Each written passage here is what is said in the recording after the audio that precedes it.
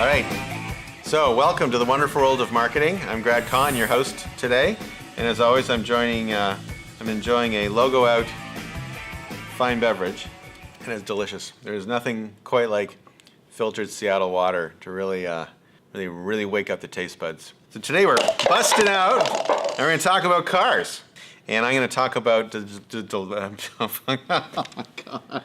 But anyway, today we're going to talk about DeLoreans. Can't even pronounce my own car anymore. And I drive a DeLorean, and this is me in the St. Patrick's Day parade. You can actually see the slight green glow. I've got undercar lighting, so I had my green undercar lighting on while we were in the parade, which is really awesome. The DeLorean, of course, is the only production vehicle ever made in Ireland. And I know you all knew that, but just in case a few of you have forgotten.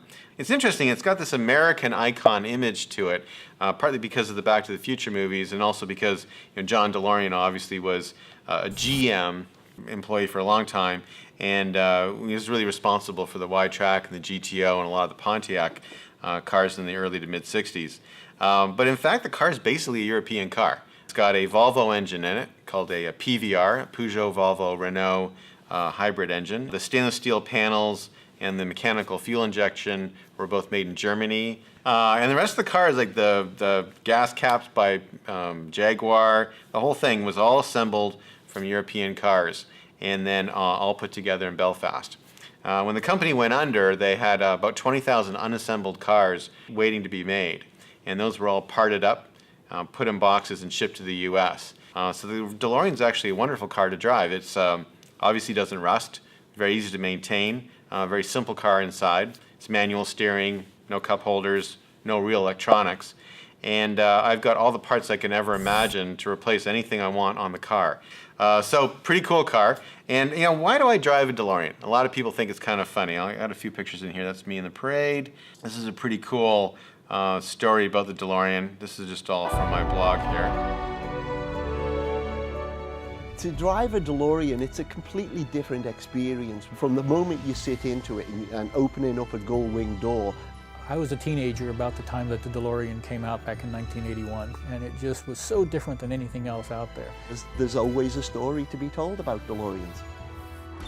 And then and here's my daughter was in Paris this summer, and she sent me this picture. This is a converted DeLorean, one that has been made into a time machine on the streets of Paris, which I thought was pretty crazy. And so, why do I drive a DeLorean? Like, people sometimes ask me that. They have this kind of look on their face. And there's a couple reasons. One is that, it's obviously just super fun to drive. It's like driving a go-kart.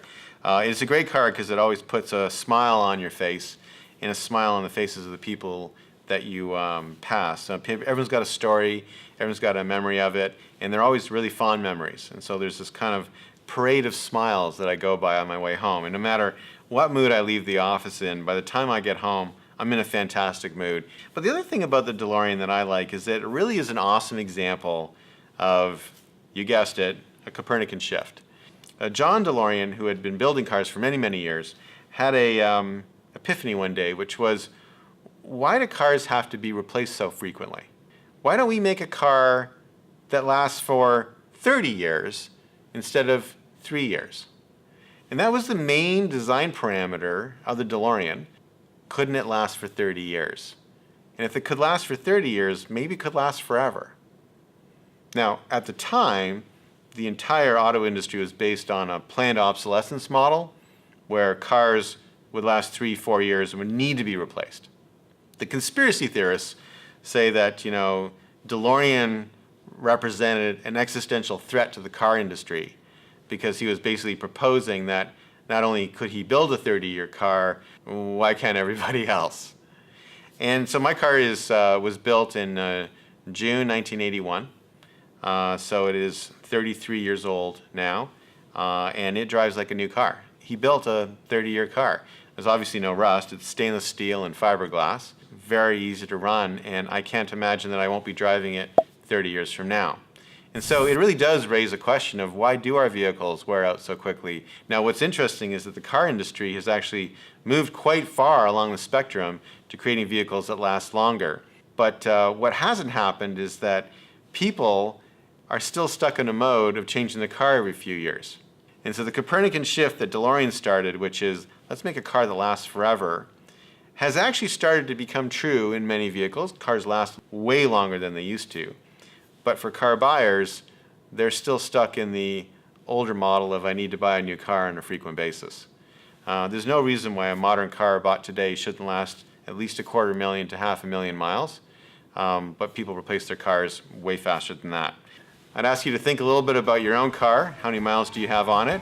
If you're anywhere lower than 250,000, it's still a young car, not even at half its life. If you're getting to the 500,000 mile mark, maybe you should look into a DeLorean at DeLorean.com. Anyway, I'm Grad Conn for the wonderful world of marketing. That's all for today.